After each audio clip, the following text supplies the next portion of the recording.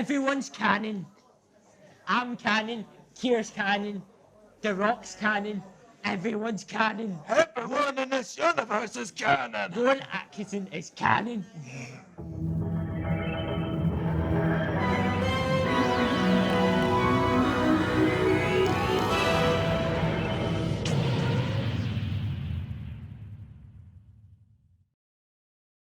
I thought Ascension of the Cybermen was great.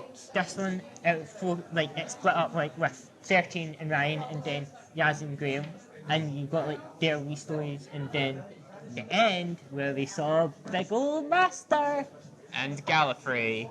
Woohoo! We watched it about midnight-ish, so I'd seen people on Facebook being like, wow, that was the best episode of Doctor Who ever, and then we watched it, I was like, no, it wasn't. It's basically a setup episode to the rest of the two-parter. I'm not saying it was a bad setup, it was fine, but the episode was just set up. Kind of expected it to be more dramatic and there to be more surprises, but then in the end, we kind of followed them hiding from the Cybermen for 50 minutes, whilst they randomly just teleported the story to Ireland every 5 minutes going, oh, hello, Brendan!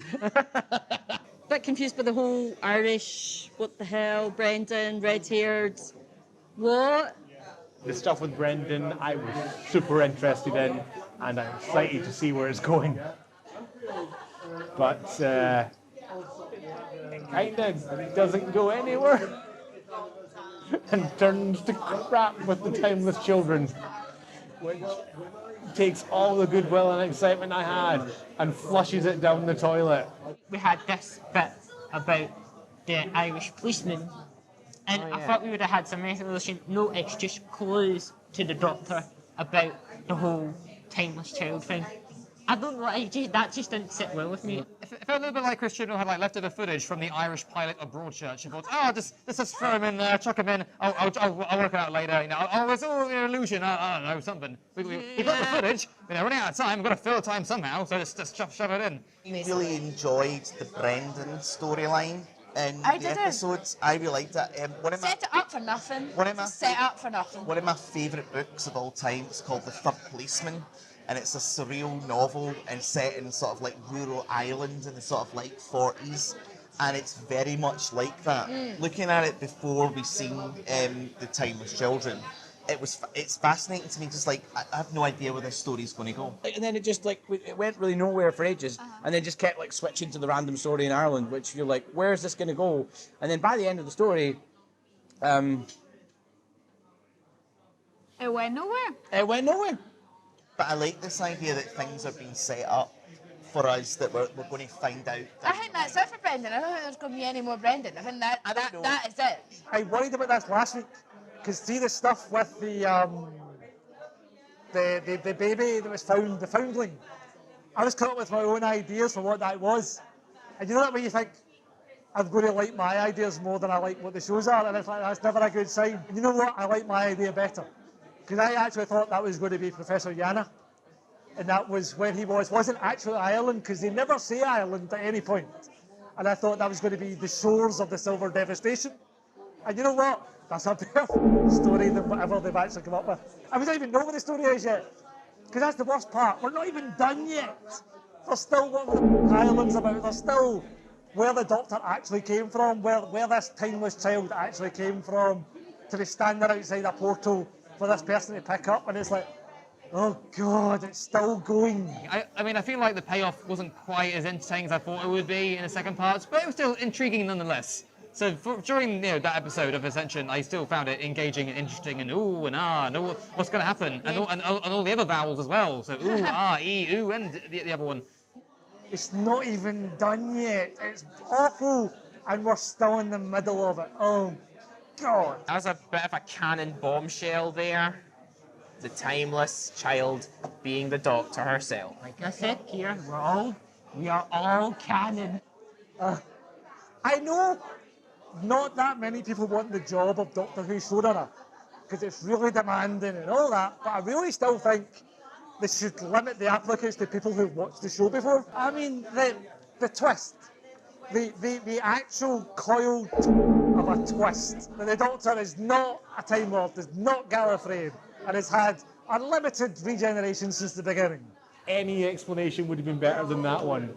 Taking the Doctor from someone who was just a normal, everyday Gallifreyan Time Lord who got bored and decided they wanted something different to yet another spectacular chosen one like Harry Potter and Luke Skywalker is really detrimental to the character for me. There's always been this thing of the Doctor's different from all the other Gallifreyans, that she's somehow special. And it kind of makes sense that she is. I like the fact that they didn't explicitly place Ruth Doctor anywhere within that period. I mean, I could literally sit here and list all the things that it doesn't work with in canon. How do you have the Valyard?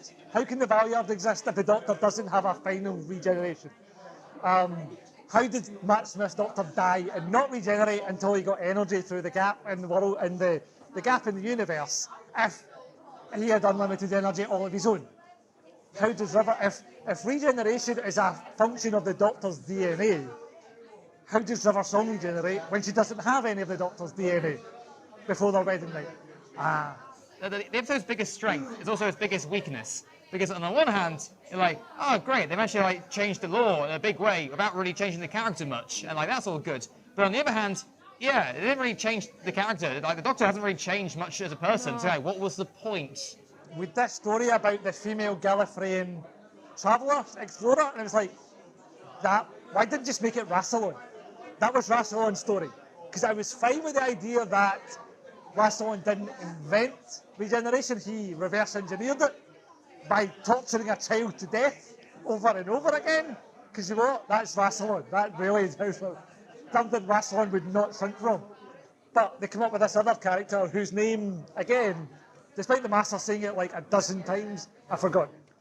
Everything we know about Doctor Who, when you're reading Big Finish or the novels or whatever, essentially it's all one universe rather than three separate things, the way we were taking them as. Everything is canon. It's basically Chris Chibnall saying, everyone's right, there is no canon. Red Notice, that's no canon. Yes, Rowan Atkinson is canon. Everything's right. Peter Cushing is canon. No. Everything is canon.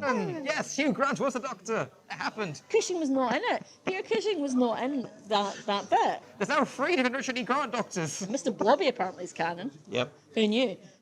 There's so many Richard E. Grants. Well, this episode was all about. Yeah, Rowan Atkinson. It's basically saying everyone's right.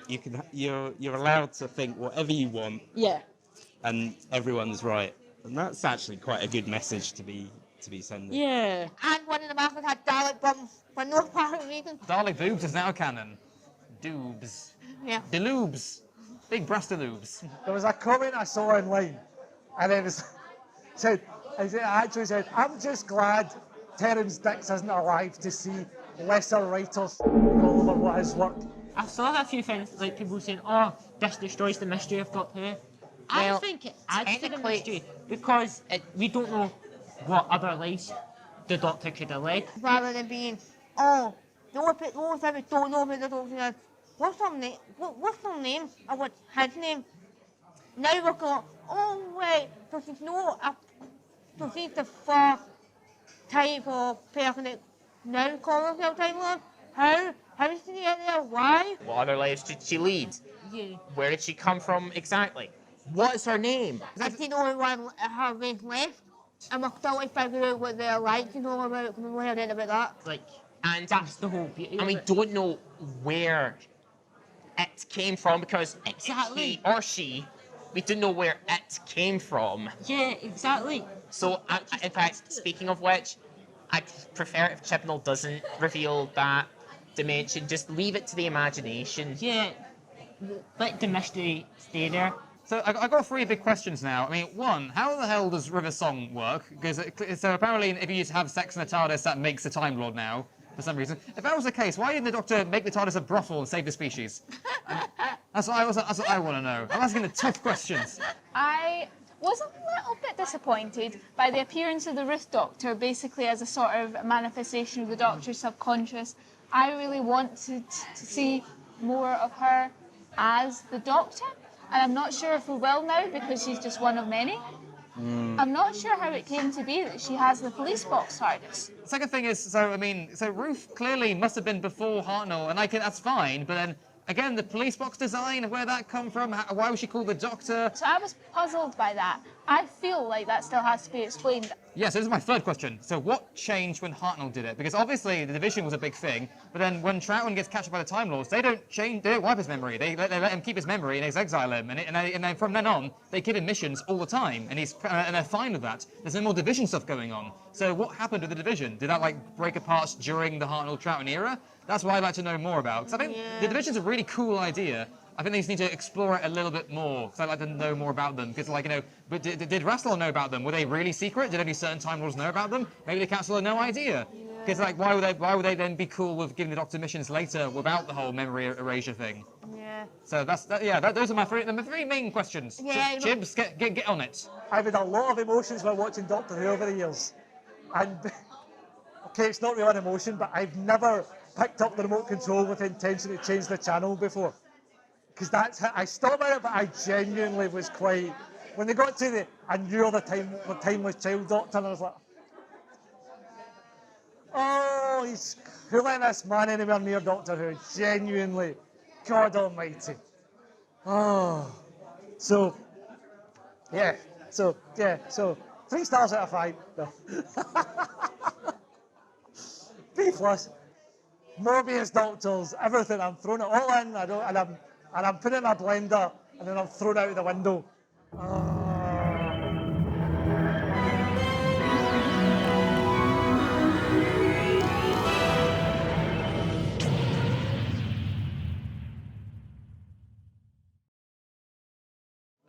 But yeah, that's all from Elliot and Lynn's Dank Meme Kitchen. Next week we cook up some more Dank memes. And don't forget to click below and subscribe to the official Doctor Who Glasgow YouTube channel. Ring the bell. David, why we come around my house? I made you a risotto. He didn't turn up. Sorry.